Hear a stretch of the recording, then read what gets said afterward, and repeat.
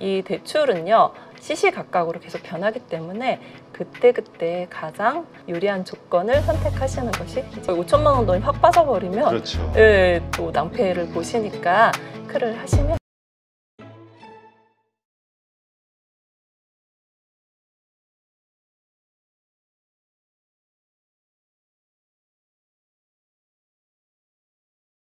자, 요즘 그 집값이 아주 급등세를 보이고 있다, 이런 뉴스가 많이 나오고 있는데요. 네. 어떻습니까? 이렇게 되면은 더 사람들이 막 살려는 수요 심리가 커지게 될 것 같고, 네. 대출 시장도 뭔가 변화가 있을 것 같은데요.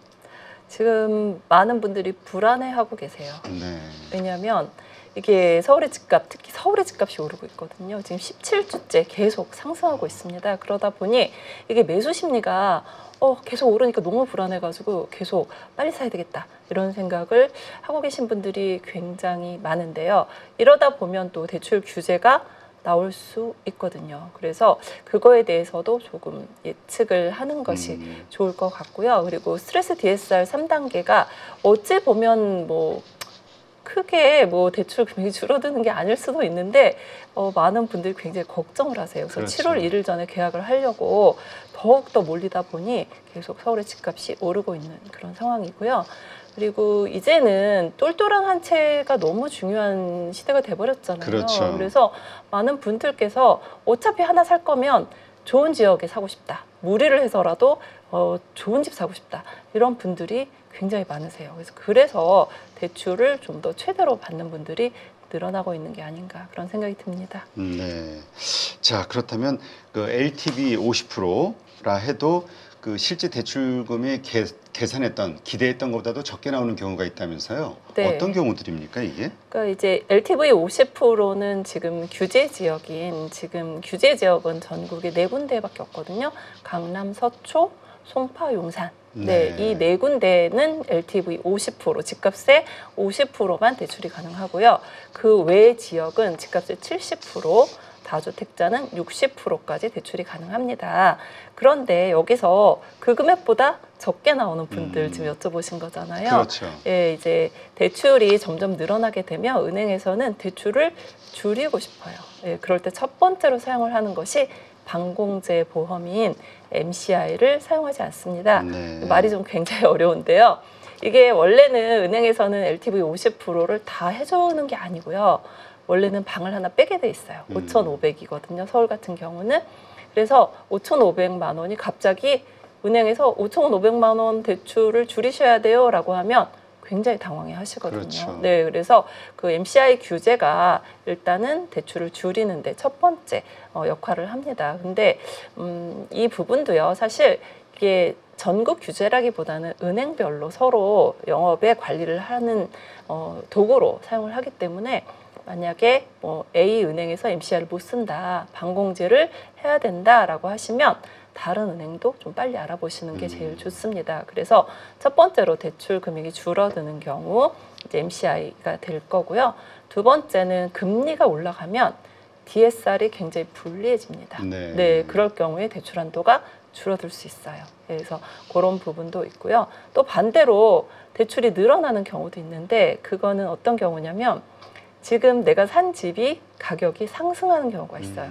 내가 지금 10억에 샀는데 잔금하려고 봤더니 11억이 됐어요. 네. 그러면 지금 한도가 더 늘어날 수 있겠죠. 네, 그래서 이 대출은요, 항상 제가 생물이라고 비교를 하거든요. 그래서 딱 규정이 되어 있는 게 아니라 시시각각으로 계속 변하기 때문에 그때그때 가장 차주분, 대출 받는 분이 유리한 조건을 선택하시는 것이 이제 좋을 것 같습니다. 네, 그렇군요. 이 반공제라는 게 방 하나마다 이걸 얘기하는 건가요? 네, 원래는 이제 아파트 같은 게 방이 3개잖아요. 네. 그래서 뭐 3개를 다 빼나요? 라고 이렇게 문의를 많이 해주시는데, 일단은 방을 1개 뺍니다. 한 개만? 네, 1개 빼서. 근데 그게 한 5,500? 네, 서울 같은 경우에 5,500이고요. 이제 경기도, 이제 수도권 지역은 4,800입니다. 그래서 그 정도 금액이 거의 5천만 원 돈이 확 빠져버리면, 그렇죠. 예, 또 낭패를 보시니까 이제 MCI가 무엇인지 좀 체크를 하시면 좋을 것 같아요. 네.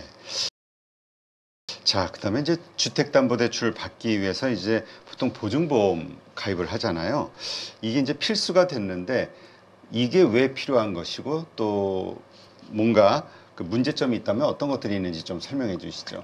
이 보증보험이 사실 이 MCI 이 방공제하고 이제 같은 개념인데요. 이 MCI라는 것도 있고 또 MCG라는 것도 있고 이제 보증보험이 많이 있어요. 이거는 사실 은행에서 유리하기 위해서 가입을 하는 보험입니다. 그래서 그 대출 받는 분들이 제가 보험 들어야 돼요 이렇게 말씀을 하시는데 그건 상관이 없는 거고요. 그냥 대출 한도를 최대로 받기 위해서 은행에서 이제 안전하게 가입하는 보험인데 이 MCI라는 것은 보증료를 은행에서 내기 때문에 많은 분들이 모르세요. 보증보험에 네. 가입을 했는지 모르지만 MCG라는 그런 상품이 있는데 그 경우는 이 보증료를 고객님이 내게 돼 있거든요. 그래서 이런 경우는 좀 자세하게 알 수가 있는 거죠. 어찌됐든 은행에서는 누군가 보증을 써줘야지만 그치. 예, 최대로 대출을 절대 돈 떼이면 안 된다. 그럼요. 막 이런. 네, 맞습니다. 예, 그러다 보니 이렇게 안전하게 가는 경우가 좀 많습니다. 네.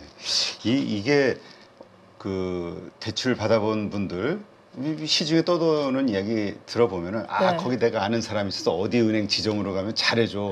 뭐 어디 뭐가 어때. 그러니까 지점마다 뭐 다르고 사람마다 뭔가 다른 것처럼 얘기하는 경우들이 좀 다 있거든요. 대출에 대한 기준이. 네. 그래서 좀 높은 사람이 믿어주면 조금 더 한도가 높아질 수도 있어. 뭐 여러 이율도 낮아질 수 있어. 뭐 이런저런 이야기들이 있는데 팩트는 어떤 겁니까?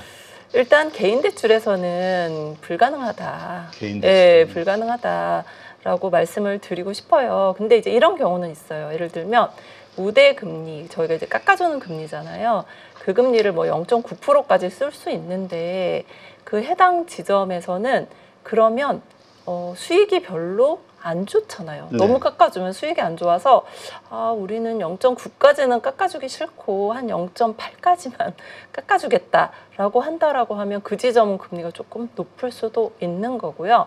또 그 해당 지점에서 소득이 없는 분, 대체 소득자는 저희는 좀 안 하고 싶어요. 뭐 예를 들면 뭐 이렇게 해서 지점별로 조금 다를 수가 있기는 해요. 네. 그리고 또 은행별로 다른 경우가 뭐냐면 지금 너무 많이 한 은행이 있을 거잖아요. 초반부터 너무 영업을 많이 해서 너무 달렸어. 이런 경우는 이제 하반기 속도 조절을 하거든요.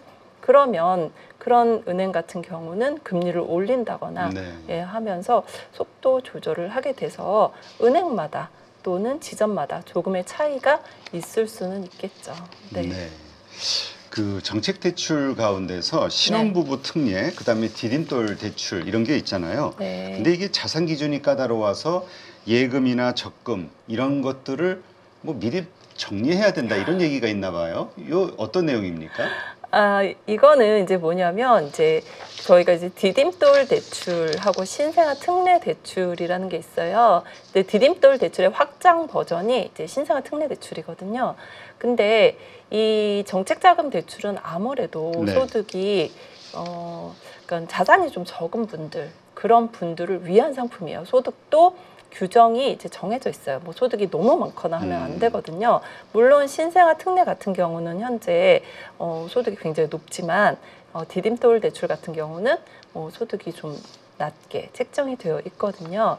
그래서 이분들이 또 자산이 너무 많은데 혜택을 줄 수 없다. 네. 그래서 자산 심사를 먼저 하게 되어 있어요. 그래서 그 기준이 이제 그 디딤돌 같은 게 4억 8,800만 원이에요. 그래서 굉장히 높다라고 생각을 하실 수도 있는데 오피스텔을 가지고 있거나 아니면 뭐 토지를 갖고 있거나 네. 아니면 예적금 갖고 있거나 이래서 탈락하시는 분들이 좀 있으세요.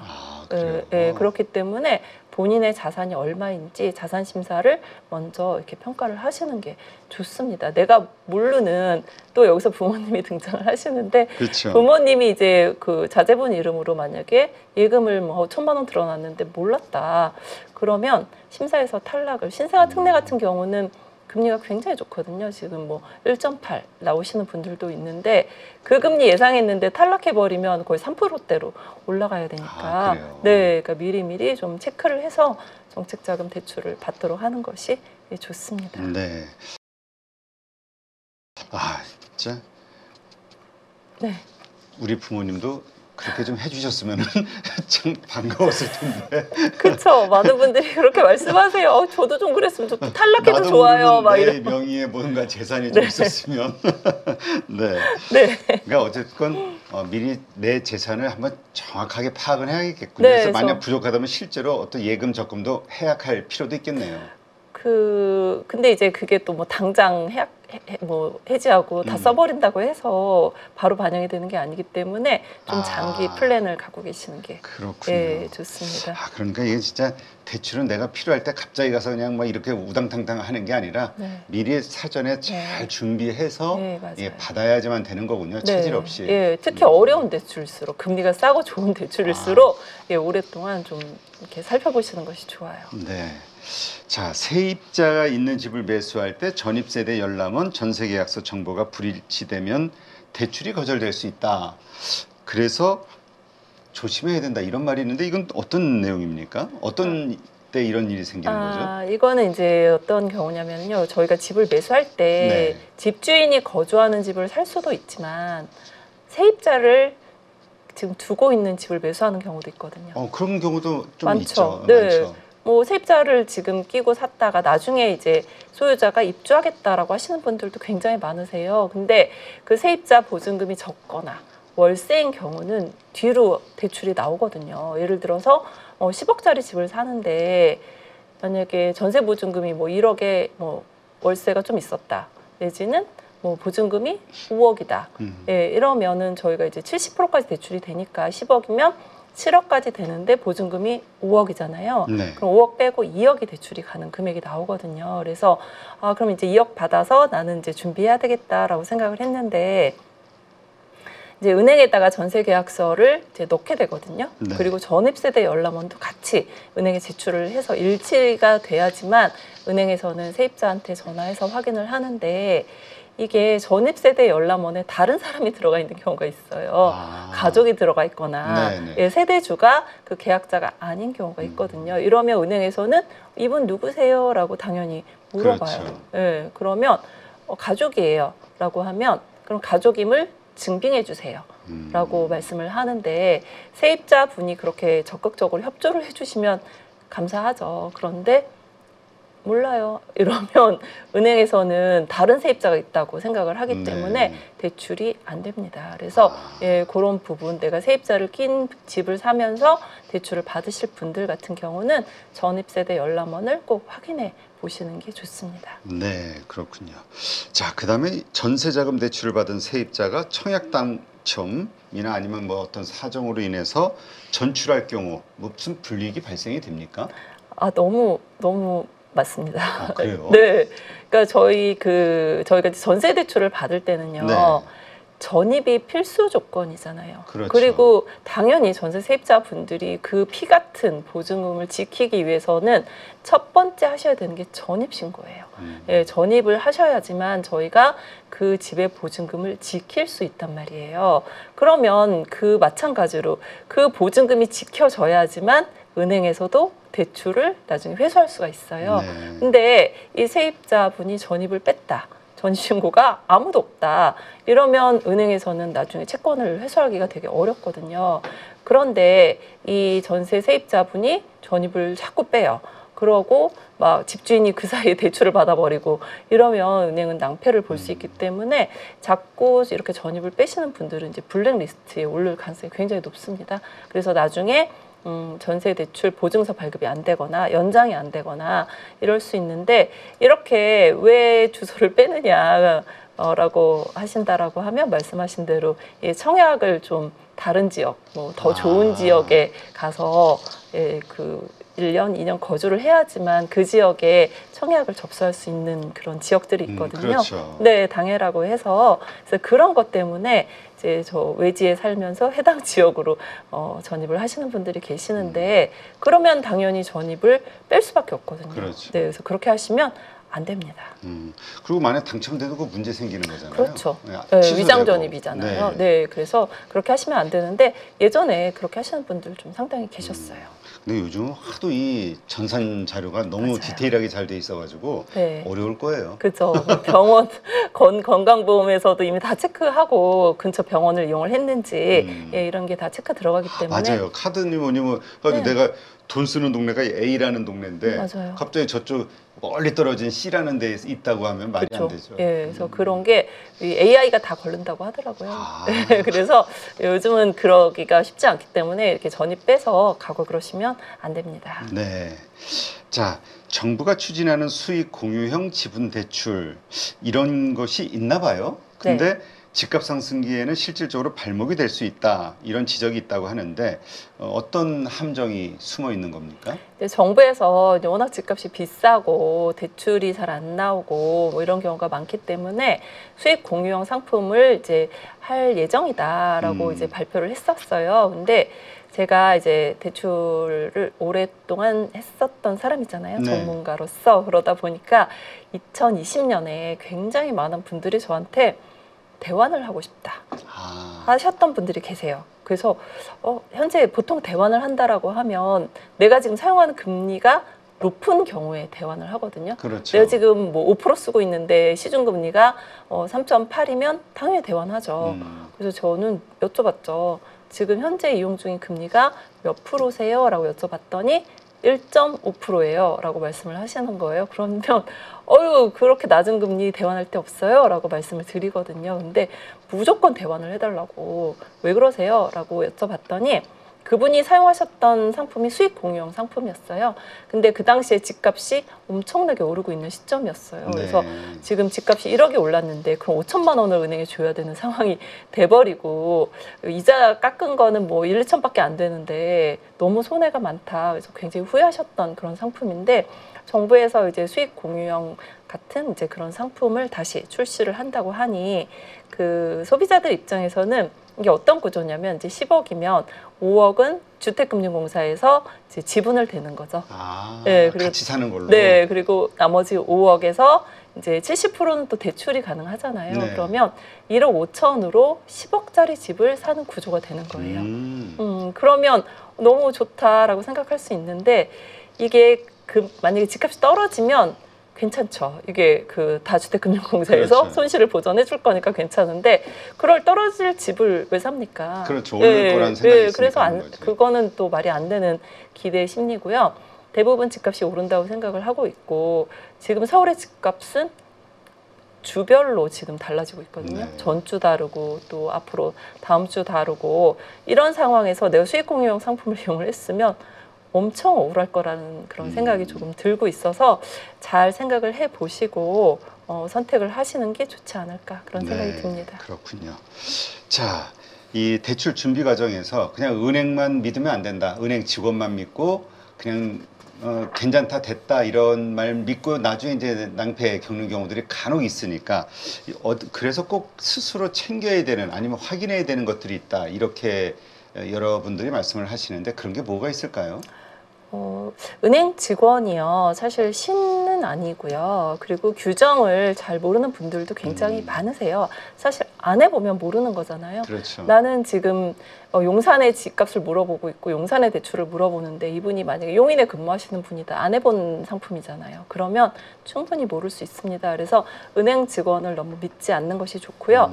그리고 은행 직원 같은 경우는 예를 들어서 뭐 신한은행 직원이면 신한은행 상품밖에 모릅니다. 다른 은행 상품은 그렇죠. 몰라요. 그렇기 때문에 본인이 더 유리한 상품이 있는 다른 은행을 갈 수도 있는데 그 신한은행 직원 말만 믿고 대출을 덜 받거나 나쁜 조건을 받는 경우가 생길 수 있기 때문에 조금 내가 공부를 했는데 신한은행 직원 말이 조금 다른 것 같다. 그러면 옆에 있는 다른 뭐 하나은행에 가서 물어본다거나 해서 이거 좀 확인을 꼭 하시는 게 좋을 것 같습니다. 그렇군요. 네. 맞아요. 자기가 그 발품 파는 만큼 네. 그 여러 가지 뭔가 얻는 게 있겠죠. 네, 그리고 아는 만큼 보인다고 신한은행 직원 말이 좀 다른 것 같아, 이상해 라는 거를 알아야지 느낄 수 그렇죠. 있는 거잖아요. 아무것도 모르면 네, 맞아요. 이렇게밖에 못하니까 어느 정도 대출에 대해서도 조금은 알고 가시는 것이 좋습니다. 네. 그래서 대출 받기 위해서는 성공적인 자신이 원하는 가장 좋은 조건의 대출을 받기 위해서는 여러 은행을 직접 돌아봐야 된다. 이런 말이 있는 거군요. 네, 그럴 수도 있죠. 예. 그런데 이제 시간도 없고. 그렇죠. 근데 네. 맞아요. 직장인들이 네. 그럴 시간이 없어. 네. 왜냐면 이게 참 어렵단 말이에요. 맞습니다. 그래서 이런 분들이라면 어떤 식으로 해야 되는 거죠? 준비를 이제 어떻게 하면 좋을지 그 부분이 이제 가장 고민이시거든요. 그래서 제가 이제 항상 드리는 말씀이 소득 체크. 예, 소득 체크를 서류로 말 안 믿는다. 예, 말 안 믿어요. 이러거든요. 그래서 본인의 소득 금액 증명원 홈택스에 가면 발급 가능하거든요. 네. 그거 발급해 보시고 그다음에 건강보험이 어디로 되어 있는지 건강보험의 자격이 일치하셔야 돼요. 현재 소득하고. 그래서 그 두 가지 꼭 확인해 보시고요. 그리고 본인의 부채를 좀 확인을 하셨으면 좋겠어요. 의외로 내가 빚이 얼마 있는지 모르겠다. 특히 마통 쓰고 계시는 분들 계시거든요. 그렇죠. 네, 그러니까 마통인데 하나도 안 썼어요. 이러면 본인이 대출 없어요. 이러시거든요. 맞아요. 그렇게 생각하죠. 네, 근데 그것도 다 대출로 잡혀요. 그리고 또 중도금 대출 있는 분들 계세요. 네, 그러면 중도금 대출을 실행할 때는 소득을 잘 보지 않습니다. DSR 안 보거든요. 그러니까 이분들은 그 중도금 대출이 내 대출이 아니라는 그런 또 착각을 하고 계시더라고요. 그래서 본인의 부채를 좀 파악을 잘 해주시는 것이 앞으로 내가 대출을 받는데 굉장히 중요한 요소로 작용할 수 있습니다. 네, 그렇군요. 이게 대출 간단하게 생각했는데 말씀 들어보니까 정말 부동산을 매수하실 예정 있으신 분들이라면 한 1, 2년 전서부터 준비해야 되겠네요. 네, 소득 같은 경우는 미리 좀 준비를 하셔도 좋지만 이게 또 은행에다가 접수를 할 수 있는 시점이 2-3달 전밖에는 안 되거든요. 그래서 미리 막 뭔가를 하기는 좀 어려우시고 그래도 한 6개월 전부터 조금 신경을 쓰시면 충분히 좋은 결과를 얻을 수 있을 거예요. 네, 알겠습니다. 자, 참 그래서 그럴 때 이제 또 우리 김우진 대표님이 그러한 전문가 역할을 하시는 거군요. 네, 맞습니다. 예, 사실 대출에 연구까지 해야 돼? 막 이런 말씀들을 많이 하시는데 연구하면 여러분들이 앞으로 자산 증식이라든지 내 집 마련에 충분히 도움을 받을 수 있습니다. 네, 알겠습니다. 네, 이제까지 레오대출연구소 김은진 대표님 함께했습니다. 오늘 좋은 인사이트 고맙습니다. 감사합니다.